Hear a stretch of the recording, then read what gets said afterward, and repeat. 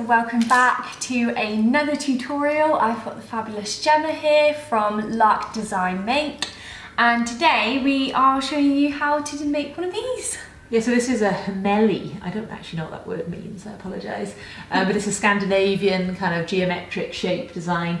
The first one I ever made, I actually did a much bigger one with brass. And that is actually quite easy, but you do need like pipe cutters and things. So this is like a really super simple version that you can make, and you can just hang on the tree, and you can make any size that you want. But I'll give you the dimensions as we go for this size one. But you can obviously edit it to be longer, taller, thinner, wider, whatever you think would suit whatever you need. Wow. So we're going to start with some straws, and it's really good that these paper straws now have become so robust. They seem to have got better quality, and then you can obviously get them in any colour that you want. But I did go bronze, which is the traditional classic colour. Yeah. And again, I think it was maybe an Amazon cheap buy. They've been doing well off me recently. So I think you need 3 in total. We'll add more if we want. And then if I give you the dimensions, maybe the first one is about 10 centimetres. Okay. So if you just roughly put a little mark where 10 centimetres is, and then you can just cut. Yeah. And I've already lost where that line was. Okay. The good thing is once you've done it once, you can use that as the dimension. Just pull this one through. Lovely. So you need 3 of those. Just out. What's great about this as well is you can imagine buying these straws for like a nice party and having a couple left over. Definitely, yeah. Actually, to buy them especially is probably not necessary. Or you could always make a couple and have some left over for a party the other way around. Yeah, have some left over for a party. Okay, so I've got 3 at 6 centimetres, please. Okay. And this is definitely something that you could do with your kids. Oh, like, definitely, because they could also come up with their own design. It's also quite probably good for their maths skills and creating a prism to turn into teacher mode there. They could do a bit, they could work out the volume afterwards.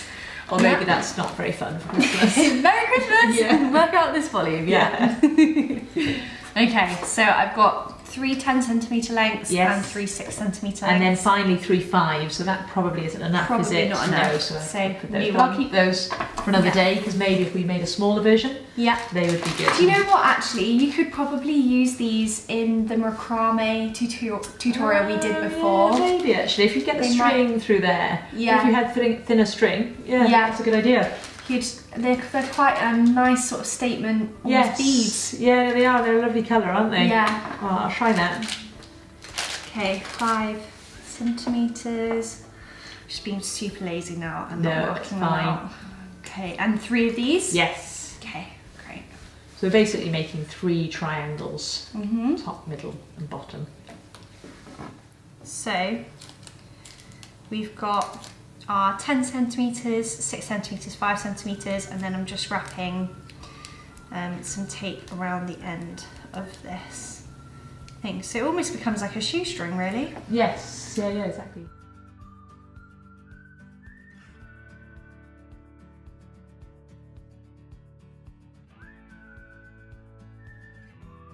So threading that through. And then we'll go for a 6 centimetre one. 6 centimetre. Hear my tummy? Right? Yeah, it's been a big day. And then let's go back up again. So let's go for another 10 centimetre. Okay. So we've made our first triangle. Ooh. Slowly getting there. And then if you imagine we're up here now, so now we actually need to go back down again, so we need another 10 centimetre. 10 centimetre one. So this can be done in, this is like a maze, so that it can be done achieved in many ways. Yeah. You can decide which direction you go. Okay. Then we need a 6 centimetre, because we can go back into one of the corners. Yeah, another 6 centimetre one. Okay. Then we need 2 5s. 2 5s, okay. Okay, so this is kind of a good challenge to get you thinking. Do you think you understand where I'm going with it? Slightly, yes. slightly.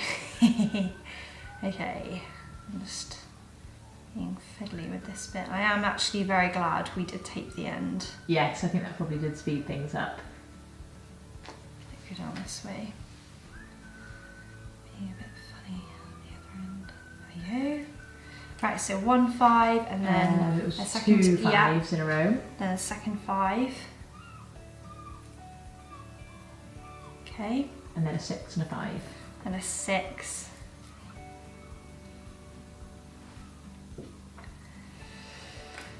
And then a 5.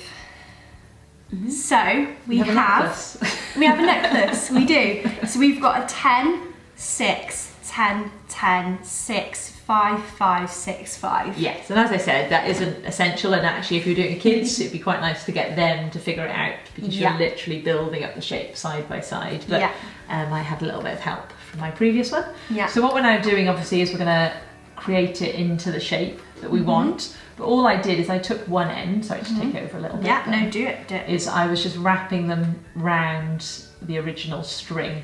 Right, okay. Yeah, so each time there was a fold, I would wrap the string around itself until I was able to create the shape. So sometimes you're passing the whole thing through whilst you wrap it. And I would almost do it like twice to make sure that it was super secure.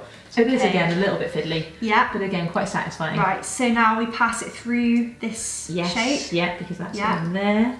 And then... So think where it wants to be, so that's the back of the triangle there. So you've made the top now. So we made the top, so now I've got to wrap this bit around here. Yes. So that it's... Okay, this is making a lot more sense to me now. I think it's probably making more sense to you than me. It's harder actually watching it than doing it. Yeah.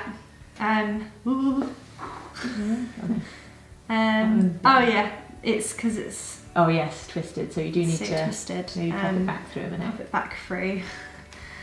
There you go.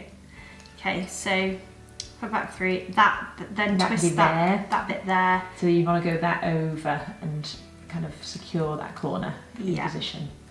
Okay, so that there. You see that kind of tightness there? Tight there, okay. Like if you wanted to, of course, this is complete now. So actually, if it was easier than holding this, you could actually now secure this one to itself. Okay. And then you might feel a little less kind of stressed at holding two things at once. So what we'll do is we'll just knot it to itself. Yeah, so just a normal, just looped knot. Yeah. Yeah, okay. Oh yeah, now it's starting to feel more structured. Be able to relax a bit now. Okay. Whew. Yeah. Now this is the 5 next, so that's going down. And like that, isn't it? Yes, and then that can actually connect when you do the next one. So that can go like that. Yeah. Then. Yeah, and maybe a wrap around there just to secure it. Yeah, wrap around for a second time to secure. This is a bit mathematical, isn't it? Yeah, it is a little bit mathematical, but I'm slowly but surely getting it. I think a maths teacher could like get away with this as a Christmas lesson actually. And then, so this is a 6 here. Oh yeah, the 6. Yeah. Okay, so thread that one through and then secure that one. Yeah, that's again. it. Just wrap it round twice. Get that down there. And then this one's going to here. Oh, there's So you might need to tighten them all, so just give them a little bit of a pull. Bit of a pull there. Okay, might just need to get this one in a bit more. Like that. Okay, and then this one comes down like that. Yeah, that's great. And now you have got that sellotape on that end, so you could, for security, pass it back through one of the rows, or to be honest, you could just knot it and be done with it. And then if you keep a bit of a longer length, and you can insert it inside, and then you don't have like a little bit of thread hanging down. Yeah, okay, so I'm just going to knot this. Yeah. Like so. And that's really sort of... I'm glad I remembered this little craft that I did a few years ago. Okay, and then just slip that. Yes, and then I insert it back in one of them. I'd probably do it in the one that sort of sits along. Yes, and then you could maybe... the end. Yes, yeah. Okay. All great crafters. Yeah, you've got to lick the end. I might even just use a pencil just to poke it in. Or my hand. Yeah. Okay. Great. And then this you can also make into a little loop at the top, and you're ready to hang on the tree then. Okay, Okay, so we have now finished our, what's it called again? Himmeli. So Himmeli. Himeli, if you want to look on Pinterest for other Himmeli. ideas, yeah. And Gemma's just come up with a brilliant idea to just pop a little bit of holly inside. I think it really finishes it off, makes it look very Christmassy and adds that really nice nature touch. Yeah, I'm really happy with the end product of that. You make them in any size. Yeah. And it'd be really cute on its own or on a tree. Yeah, and we were saying as well, like you could create a whole sort of garland of these. So nice. Really lovely. What are you doing this afternoon? Should we do one? We could actually. But yeah, or you know, if you've got a string of like small Christmas lights, you could try and like post them in to add to your garland finish. But yeah. This is another fun Another fun activity, definitely. I'm really pleased. Thank you so much. No worries at all. Thanks for coming by. Yeah, it's been fabulous. So for more information about Gemma and her creative workshops, head over to Lark Design Make. But thank you so much and I'll see you next time. Bye.